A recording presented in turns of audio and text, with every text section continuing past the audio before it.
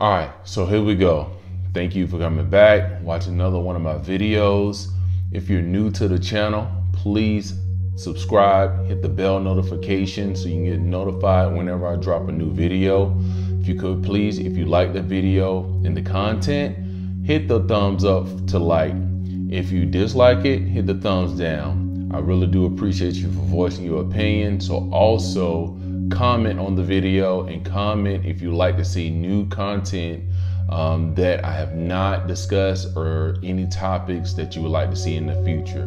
So let's get into the video. So what I have right here is my Smith & Wesson M&P Shield. This is the 1.0 version. So basically Smith & Wesson had they came out with the M&P Shield a few years back, and this is the first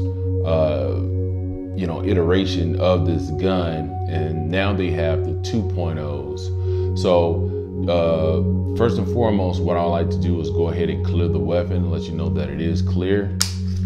So we're gonna put the magazine over here out of the way and right the slide, let you know that the firearm is clear.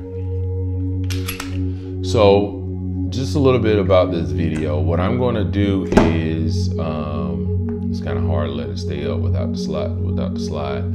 Is I'm going to give you a little bit insight about the firearm. I'm going to also install my TLR-6 stream light and check out this new holster that I have, right?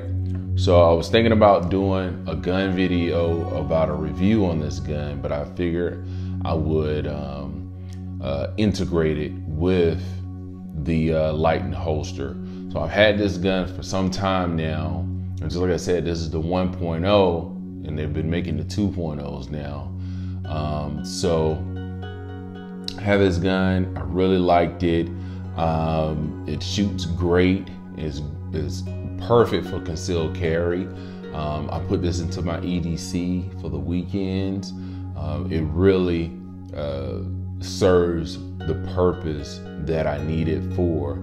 Sometimes when I'm not wearing a lot of clothing or a jacket or a coat and I'm wearing shorts or maybe some jeans and a t-shirt, this works very well. The M&P Shield by Smith & Wesson is a very popular handgun. I think they've sold close to 2 million of these thus far, but they do have them in different versions. They come in 9mm, 40 caliber, and 45 ACP.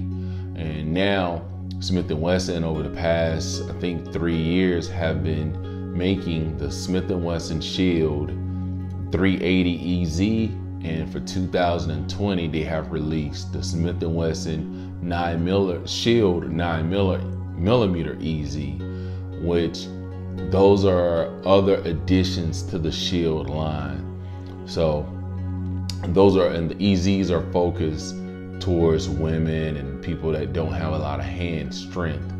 And I do have a video on the 380 EZ. When you finish with this one, please go check that video out. So a little bit about this gun. It's 9mm.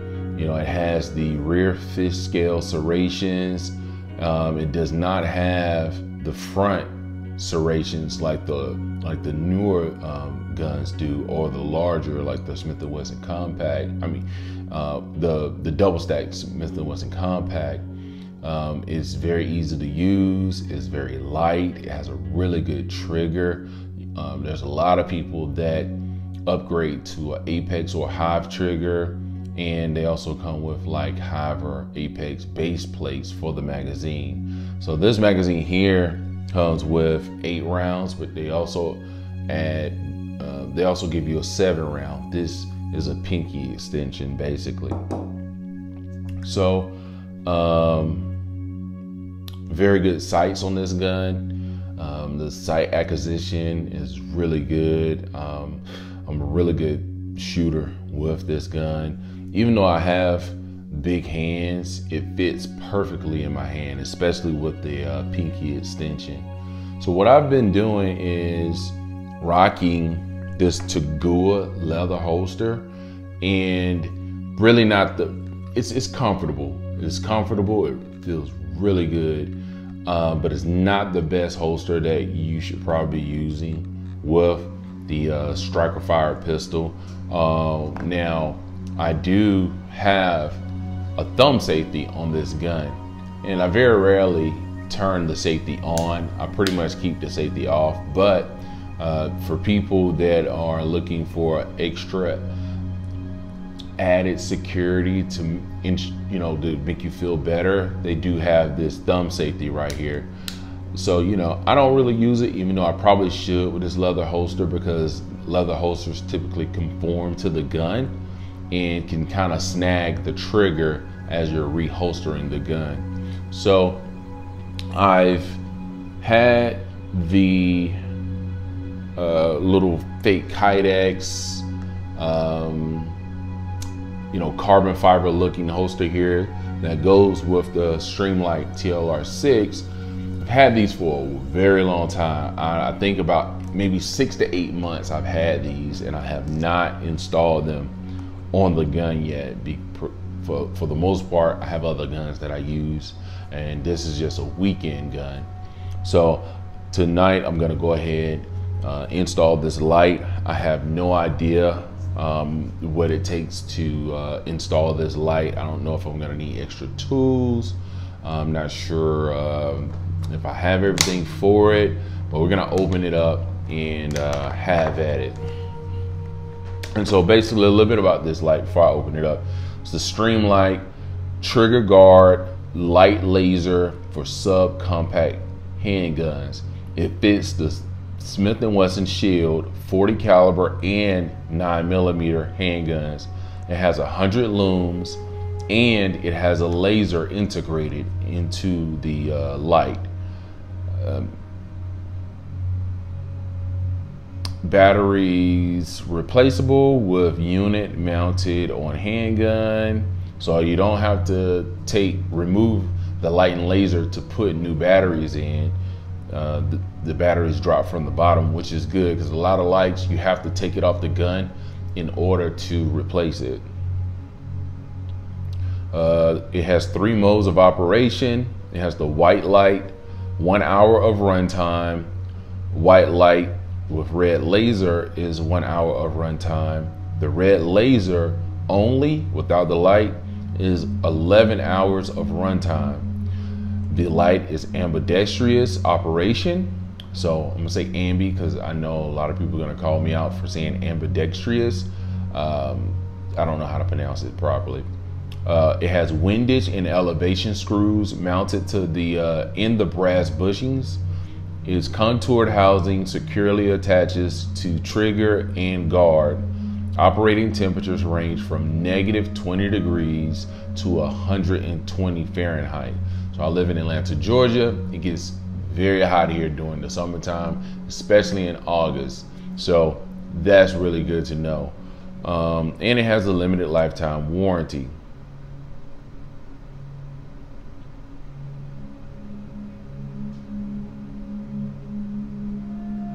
So, all right, that's that.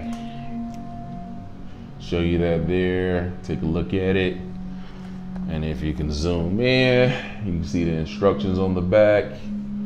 So I'm excited about this. Let's see if I can get into the box, because it was kind of hard the first time when I was trying to open it up. All right, here we go.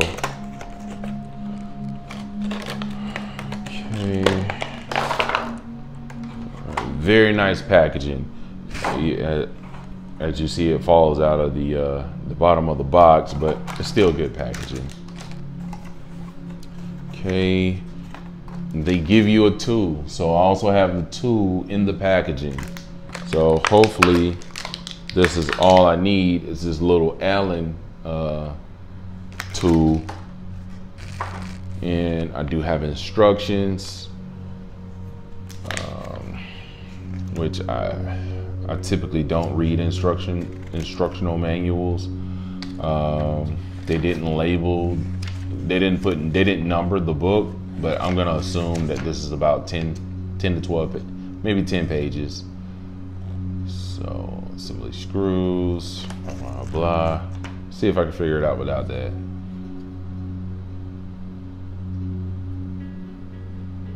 So basically, since you don't have a Picatinny rail at the bottom of this gun, you have to mount the light into the trigger guard, right? So that's really the big deal with that, because most of my other lights on my guns, they have Picatinny rails, so you just snap them right on. It's not a problem. So let me see here, and I'm assuming, yeah, okay, so they have 3 screws here, and I have to loosen these screws, and this should separate the body of the light so it can slide into the trigger guard. So this maybe is a little more simple than I thought. Let's see.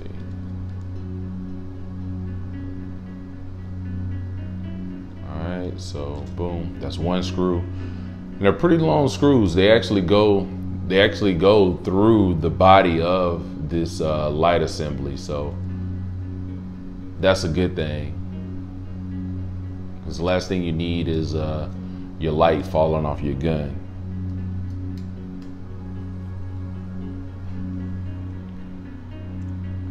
And it feels good. It, you know, doesn't seem like it's cheap construction. 100 looms is not a lot. I would prefer to see, you know, maybe 300 or something like that, but it's not a big deal. Just like I said, I don't carry this gun every day. It's pretty much my weekend gun when I'm not in my work clothes.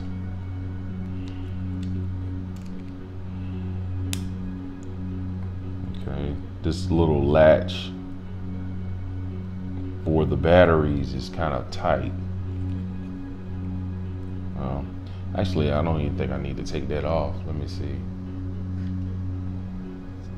All right, so here, actually, I'm gonna show you. So as you can see, I took the screws out and then it spreads apart. So all I need to do is, and that's what it looks like they did, is this is like a little molded body that just encapsulates the light and the laser. And then that body just goes over the gun. So let me see here. Okay.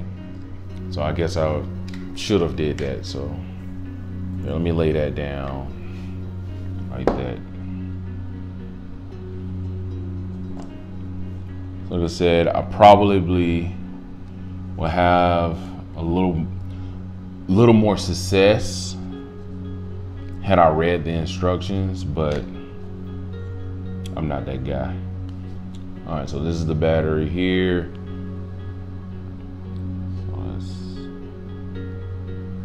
Plus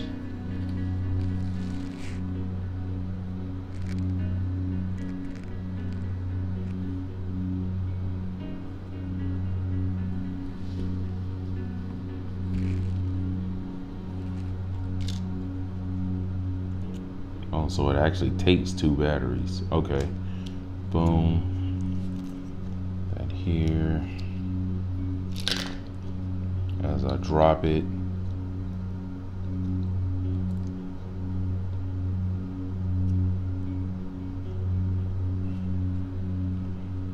all right, so let me just get it installed first before I try to put these batteries in. Let me just do that.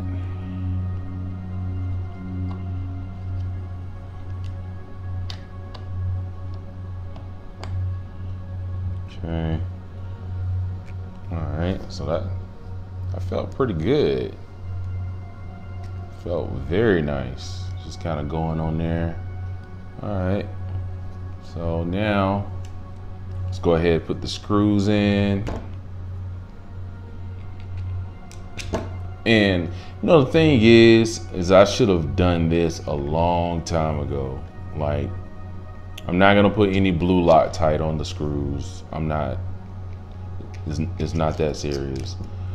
So if I do see that the light is getting a little loose, then I may go ahead and put some Loctite on the screws. But other than that, it's not that big of a deal.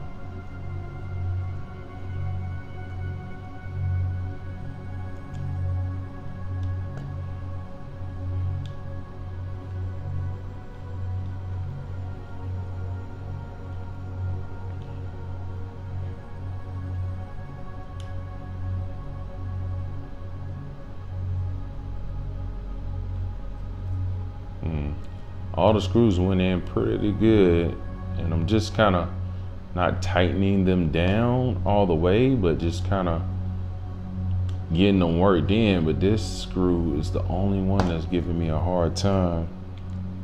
Let me see.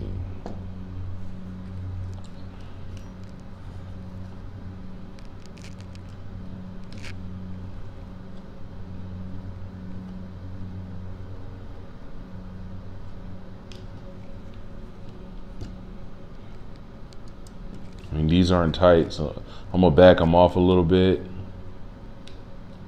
just in case.